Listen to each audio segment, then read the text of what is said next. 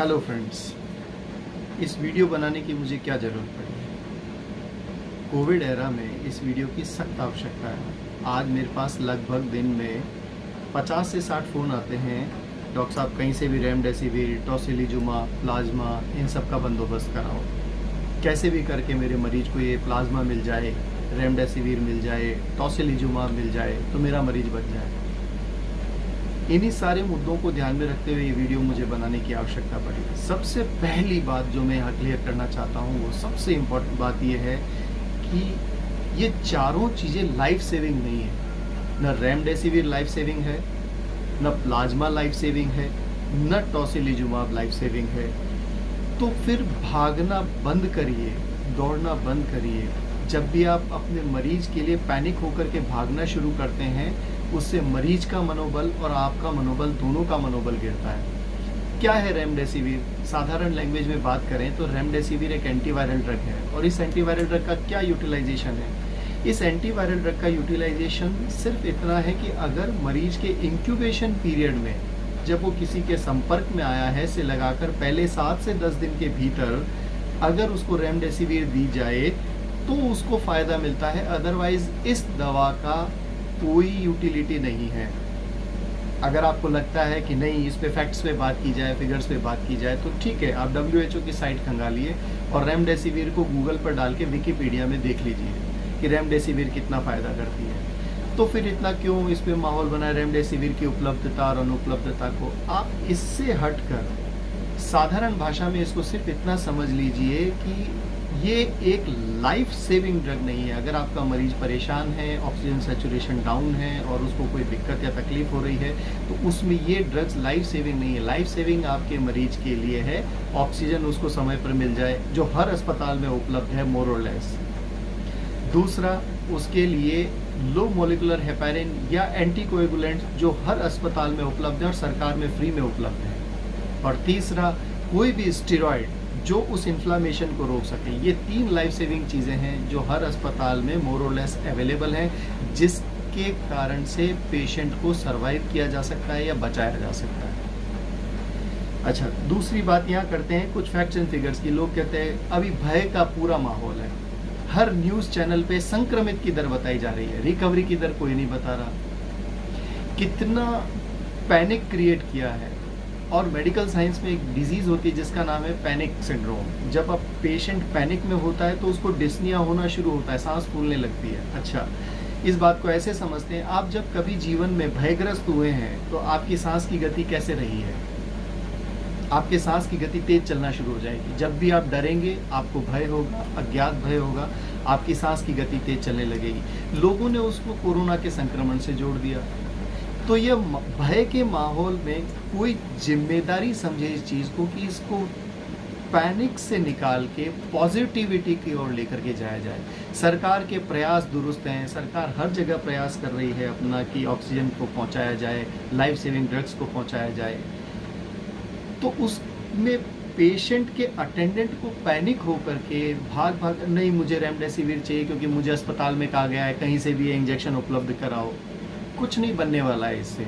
आपका पेशेंट अगर वेंटिलेटर पर है, अगर आपका पेशेंट और किसी तकलीफ़ में है, तो उस स्थिति में आप एक ऑर्नामेंटेशन कह सकते हैं। जैसे सपोज़ मुझे भूख लगी है और मुझे खाना खाना है और मेरे थाली में 2 सब्जी है, दाल है, पापड़ है, रोटी है और सलाद है। मैंने खाना खा लिया, लेकिन नहीं, मुझे तो रसगुल्ला भी चाहिए, इस रसगुल्ले से ही मेरा पेट भरेगा। तो ये ऑर्नामेंटेशन हम कह सकते हैं। जैसे प्लाज्मा थेरेपी है, प्लाज्मा थेरेपी ठीक है, अच्छा है, लेकिन अगर नहीं मिल पा रहा है कहीं से, तो उसमें पैनिक क्रिएट करने की कोई आवश्यकता नहीं है। तो इस चीज़ के लिए मुझे ये वीडियो बनाने की आवश्यकता पड़ी, क्योंकि मेरे पास दिन में कम से कम नहीं करते हुए भी 50 से 100 कॉल के आसपास आ जाते हैं, डॉक्टर साहब कहीं से भी उपलब्ध कराओ। उपलब्ध हो गया बहुत अच्छा, लेकिन अगर उपलब्ध नहीं हुआ तो ये आपके मरीज की जान बचाने के लिए 100% फ़ायदेमंद होगा, ये ज़रूरी नहीं है। इस बात को समझना ज़रूरी है। दूसरी बात जो सबसे इम्पॉर्टेंट है, राजस्थान में आज का डेटा है 4,39,000 लोग संक्रमित हुए। ये सब आपको न्यूज़ चैनल वाले बताएंगे, पर रिकवर कितने हुए ये आपको कोई नहीं बताएगा। 3.5 लाख से ज़्यादा लोग रिकवर कर चुके।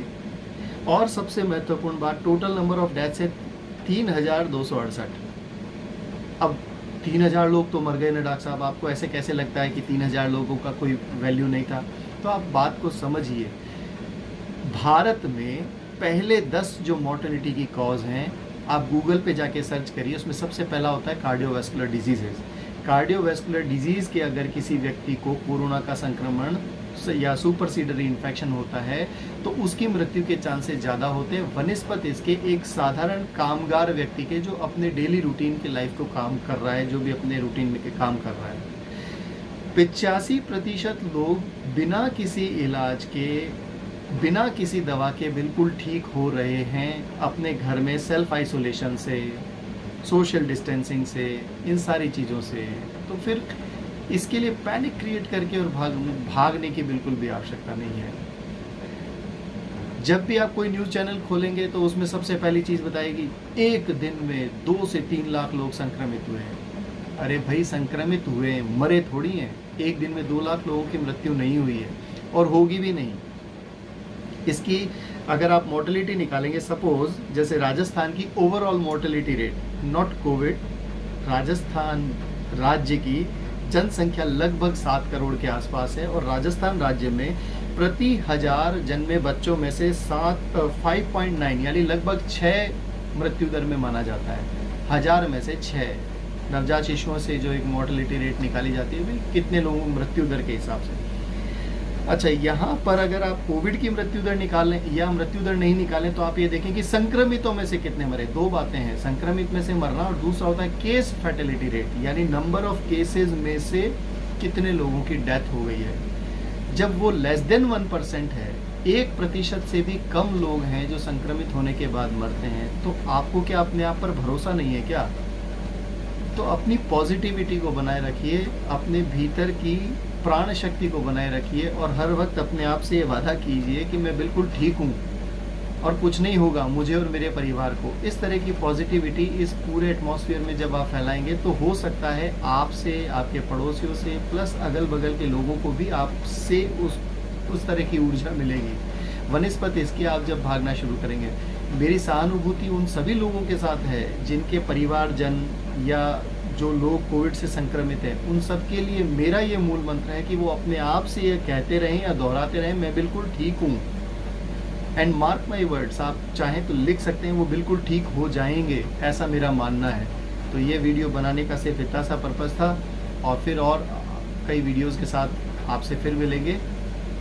नमस्कार।